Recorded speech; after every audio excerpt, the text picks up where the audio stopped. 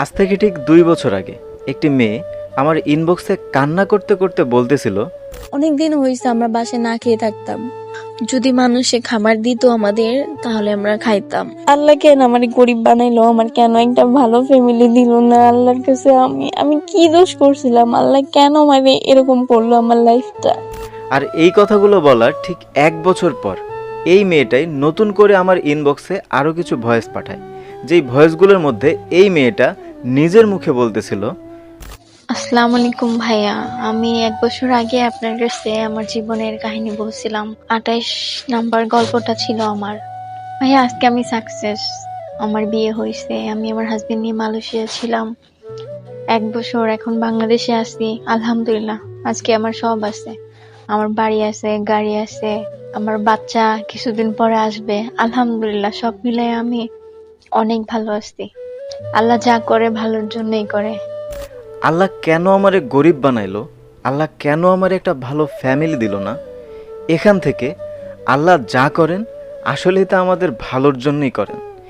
এই পর্যন্ত আসতে যে জার্নি, যে ত্যাগ, যে ধৈর্য, যে স্ট্রাগল, যে অপ্রাপ্তি, এটা সত্যি অকল্পনীয়। আজকে আমি আপনাদেরকে যে গল্পটা শোনাতে যাচ্ছি, এই গল্পটা শোনার পরে আপনারা নিজের জীবন নিয়ে আল্লাহ তাআলার প্রতি কোনো প্রকার অভিযোগ থাকবে না। আল্লাহ তাআলা যে আপনার ভবিষ্যতের জন্য অনেক উত্তম কিছু পরিকল্পনা করে রেখেছে, প্রস্তুত করে রেখেছে, এই কথাটার প্রতি আপনার বিশ্বাস, আস্থা অনেকটা বেড়ে যাবে। আমি যখন এই আপুর কথাগুলো শুনছিলাম, তখন শুধু একটি বিষয় ভাবতেছিলাম, আল্লাহ তাআলার পরিকল্পনা কতটা উত্তম, আমাদের কল্পনার বাহিরে সেটা। আমরা এটা নিয়ে কল্পনাও করতে পারি না যে আল্লাহ তাআলা কত উত্তমভাবে পরিকল্পনা করে রেখেছেন আপনার ভবিষ্যতে কি ঘটতে যাচ্ছে। কোনো একটা প্রিয় জিনিস হারিয়ে আপনি খুব ব্যথিত, আপনি খুব কষ্টে আছেন, আপনার কাছে মনে হচ্ছে এই জিনিসটা পেয়ে গেলে হয়তোবা আমি পৃথিবীর সবচেয়ে বেশি সুখী মানুষ হতাম। কিন্তু না, আল্লাহ তাআলা ভেবে রেখেছেন অন্য কিছু। আপনাকে ভবিষ্যতে আল্লাহ তাআলা এমন কিছু দিতে যাচ্ছেন যেটা পাবার পরে আপনি নিজে বলবেন, আলহামদুলিল্লাহ, আল্লাহ তাআলা আসলেই উত্তম পরিকল্পনাকারী। আপনি আল্লাহ তাআলার উত্তম পরিকল্পনা দেখার পরে অতীতের সকল কষ্ট ভুলে যাবেন। আর আল্লাহ তাআলা কোরআনে এই কারণেই বলেছেন, শীঘ্রই তোমার রব তোমাকে এত দিবেন যে তুমি খুশি হয়ে যাবে। আচ্ছা, আমি আগে একটু ফ্ল্যাশব্যাকে ফিরে যাই, বাকি কথা ভিডিওর শেষেও বলা যাবে। মেয়েটার বাবা মা নেই, ছোটবেলা থেকে বড় হয়েছে এক আন্টির বাসায়। ভাগ্যের কি নির্মম পরিহাস, ছোটবেলা থেকেই এই মেয়েটা অ্যাবিউজের শিকার। আমার মা বাবা থাকতো না, আমি ছোটবেলা থেকে আমার মেজো আন্টির কাছে বড় হয়েছি। আন্টি আমাকে অনেক ভালোবাসে, আমি ওনার কাছে বড় হয়েছি। কিন্তু ওনার হাজবেন্ড খুবই খারাপ ছিল। আমি ঘুমাই থাকলে আমার গায়ে হাত দিত, আমার খুব অত্যাচার করতো। তো আমি স্কুলে গেলেও আমারে 10 টাকা দিতে দিত না আন্টিরে। আন্টি যদি দিত তাহলে আন্টিরে মারতো। এই তো এভাবেই কেটে যাচ্ছিল মেয়েটির জীবন। ধীরে ধীরে সে বড় হয়ে ওঠে। সে যখন স্কুল লাইফে ওঠে, তখন ফেসবুকের মাধ্যমে একটা ছেলের সাথে পরিচয় থেকে বন্ধুত্ব, এবং বন্ধুত্বের পর প্রেম, ভালোবাসা, এবং ভালোবেসে একসময় তারা সিদ্ধান্ত নেয় তারা বিবাহ বন্ধনে আবদ্ধ হবে। অবশেষে তারা দুজনে বিয়ে করে নেয়। মেয়েটা ভেবেছিল, এই তো প্রিয় মানুষকে পেয়ে গেলাম, এখন তো শুধু সুখ আর সুখ। কিন্তু না, জীবনের নির্মম অধ্যায়ের শুরুটা এখান থেকেই। বিয়ের পর ছেলের পরিবার মেয়েটাকে মেনে নেয়নি। তারা একসময় সিদ্ধান্ত নেয় তারা পরিবার থেকে দূরে থাকবে। চলে আসে ঢাকাতে। ছেলেটা চাকরি নেয় একটি বিকাশ ফ্ল্যাক্সিলোডের দোকানে, যেখানে সে বেতন পায় মাত্র 5,000 টাকা। এদিকে তারা যে বাসায় থাকবে বলে ঠিক করে, সে বাসার ভাড়া দিতে হবে মাসে 3,000 টাকা। কষ্টের মধ্যেও তারা বেশ ভালোই চলতে লাগলো। কথায় আছে না, সুখে থাকতে বেশি কিছুর প্রয়োজন হয় না, ভালোবাসা থাকলে তেঁতুলের পাতাতেও খেয়ে সুখী হওয়া যায়। আমার আন্টি আমাকে অনেক হেল্প করতো। সকালে খাবার দিয়ে যাইতো, দুপুরে খাবার দিয়ে যাইতো, রাত্রে খাবার দিয়ে যাইতো। কারণ ও 5,000 টাকা স্যালারি পায়। আবার ওর জরিমানা দিত মাসে 2,000 টাকা, 1,000 টাকা জরিমানা চলে যেত। যেহেতু ও বিকাশের দোকানে কাজ করতো, অন্য নাম্বারে পাঠায় দিলেই ওর জরিমানা হইতো। তো এগুলো দিয়ে বাসায় হয়তো 3,000, 2,600 এরকম আনতো প্রতি মাসে। তো এটা দিয়ে আমরা রুম ভাড়া দিয়ে তারপর হ্যাপি ছিলাম। এভাবেই চলতে চলতে মেয়েটা একসময় বেবি কনসিভ করে। এই খুশির খবর যখন এই মেয়েটা তার হাজব্যান্ডকে জানায়, তখন ছেলেটা খুশি না। যদিও খুশি না হওয়ার প্রধান কারণ ছিল দারিদ্রতা, আমি সেদিকে যাচ্ছি না। ছেলেটা মেয়েটাকে চাপ প্রয়োগ করে বাচ্চাটা নষ্ট করতে হবে। তার 2 মাস পরে আমি আমার বেবি হবে, তোরে আমি জানাই যে দেখো আমাদের তো বেবি হবে। ও মানে ও খুশি না, ও কপাল কালো করে ফেলছে। এরপরে বলতেছি এমন করতেছো কেন তুমি? পরে বলে যে না, যদি এই বেবি রাখো তাহলে আমি মরে যাবো। আমি খুবই কান্নাকাটি করতেছিলাম, ওরে বলতেছিলাম না বেবিটা নষ্ট করো না, কিন্তু ও বলতেছে যদি তুমি ওরে দিয়ে আমারে পাইছো, যদি ওরে নষ্ট না করো তাহলে আমি মরে যাব, তুমি কি এটা চাও? তো আমি বাধ্য হয়েছি বেবিটা নষ্ট করার জন্য। আমার বেবিটা আমি নষ্ট করে ফেলি। এই তো এভাবেই ট্রমাটাইজ হয়ে সে কোনো মতে চালিয়ে নিচ্ছিল সংসার, শুধুমাত্র একটি সময়ের অপেক্ষা। একদিন তো সুখী হব, একদিন তো ভালো সময় আসবে আমাদের।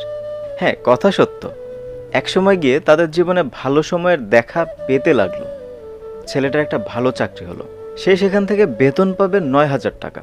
আর মেয়েটা কোনো এক জায়গায় চাকরি নিয়েছে, সেখান থেকে বেতন পাবে 4,000 টাকা।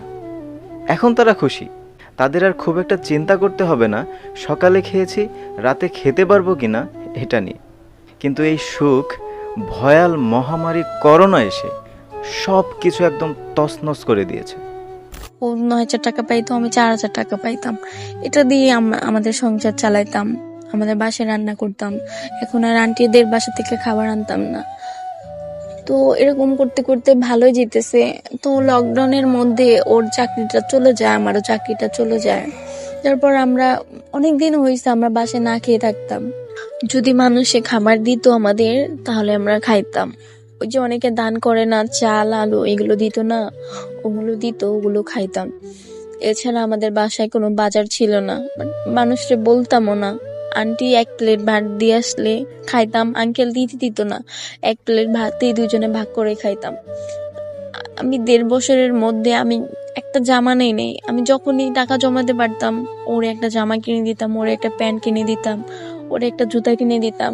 আমি একটা 100 টাকা দামের জুতা নিয়ে 1.5 মাস পরছি, ছিঁড়ে গেছে, ওইটা বাসায় শিলি করে পরছি।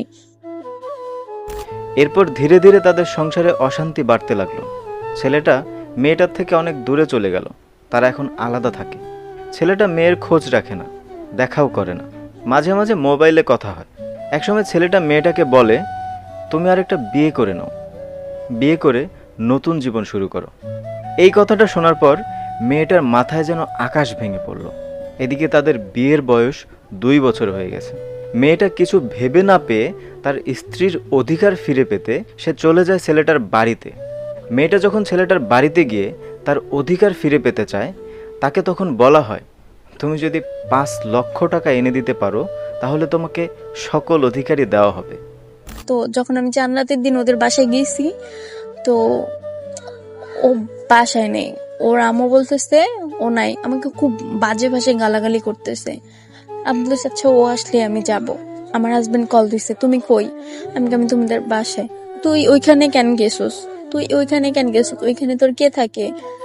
এরকম আমার অনেক খারাপ খারাপ বকা দিতেছে। তারপর আমি বসাচ্ছি তুমি আমার সামনে এসো।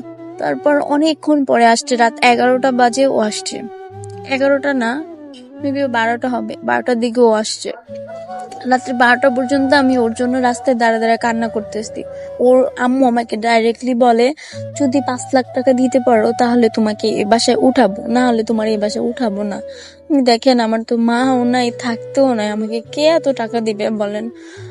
আমি আমার আন্টির কাছ থেকে আমি 1 লাখ টাকা এনে দেই, আন্টি দিবে না, কিন্তু টাকা আন্টির কাছে নাই, কোত্থেকে দিবে? এরপর আন্টি বলছিল আমার একটা আন্টি দিবে। তারপর আমি বলছি আমি আন্টির কাছ থেকে 1 লাখ টাকা আনি দেই, আমাকে নেন। ওই ছেলে আমাকে বলে তাহলে আর তুই 3 মাসের টাইম নাও, নিয়ে একবারই 5 লাখ টাকা দাও।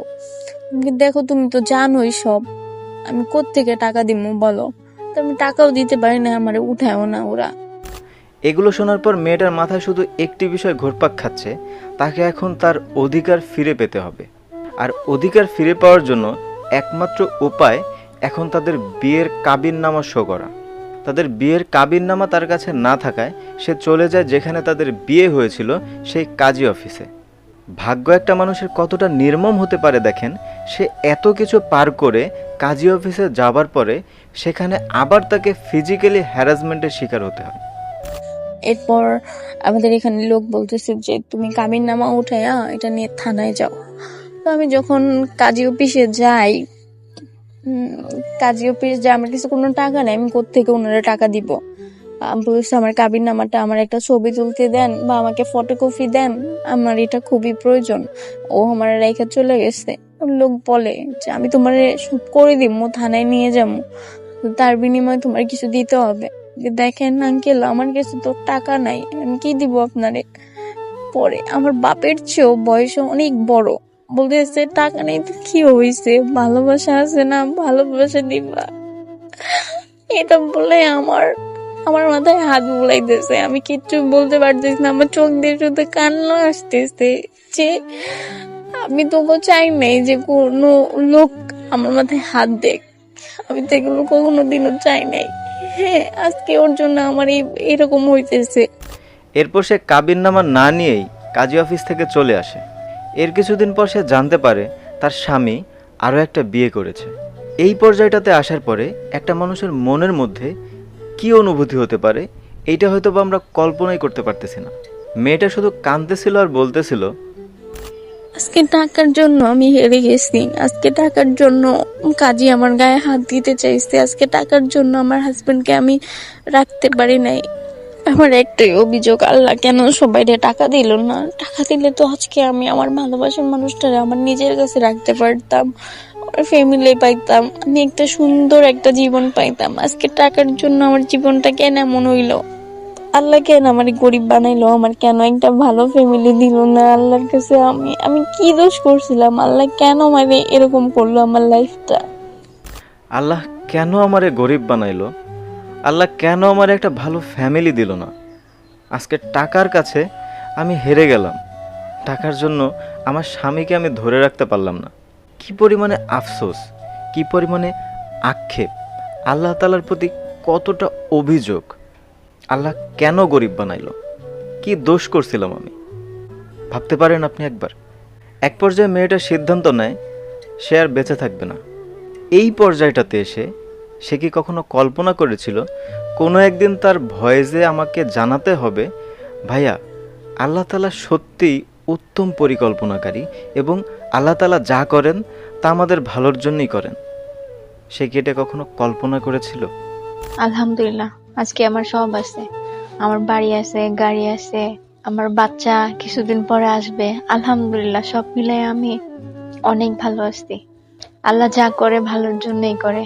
আপনাদের দোয়ায় আপনারা সবাই আমাকে অনেক সাপোর্ট করছেন, অনেক দোয়া করছেন, সবাইকে অনেক থ্যাংক ইউ।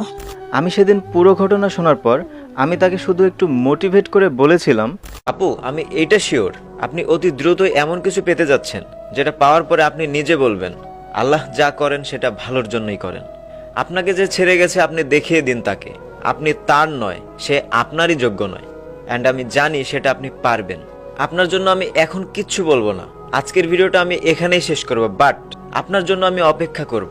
আমি অপেক্ষা করব এই জন্য আমার ইনবক্সে আপনার মুখ থেকে এমন একটা ভয়েস শুনতে চাই, যেই ভয়েসের মধ্যে আপনি আমাকে বলবেন, ভাইয়া আজ আমি সফল, আমি এখন প্রাইভেট কারে ঘুরি, আমার নিজস্ব বিল্ডিং আছে। আমি সেই দিনের অপেক্ষায় রইলাম। আপনার জন্য অনেক অনেক শুভকামনা রইল। ভালো থাকবেন সবসময়। আমি একটা জিনিস মনে প্রাণে বিশ্বাস করি কি জানেন, pain is the path to success. কষ্টই সফলতার পথ। আপনার লাইফে যদি কষ্ট না থাকে আপনি কোনোদিন সফল হতে পারবেন না। কষ্ট আপনাকে সফলতার দিকে এমনভাবে পুশ করবে, আপনাকে এতটা এনার্জি দিবে যে এনার্জি আপনি আর কোনোভাবে গেইন করতে পারবেন না। তাই কষ্টে ভেঙে না পড়ে কষ্টকে অ্যাকসেপ্ট করতে শিখুন। একটা কথা মনে রাখবেন, আমাদের জীবন থেকে অনেক পছন্দের কিছু আল্লাহ তাআলা নিয়ে নেন। কেন নিয়ে নেন? যাতে করে আল্লাহ তাআলা তার থেকে উত্তম কিছু আমাদেরকে উপহার দিতে পারেন, যেমনভাবে আজকের গল্পের এই আপুটাকে দিয়েছেন। তাই কখনো ভেঙে পড়বেন না, অপেক্ষা করুন যা আপনি হারিয়েছেন তার থেকে উত্তম কিছুর জন্য। দেখা হবে পরবর্তী কোনো গল্প নিয়ে। আসসালামু আলাইকুম।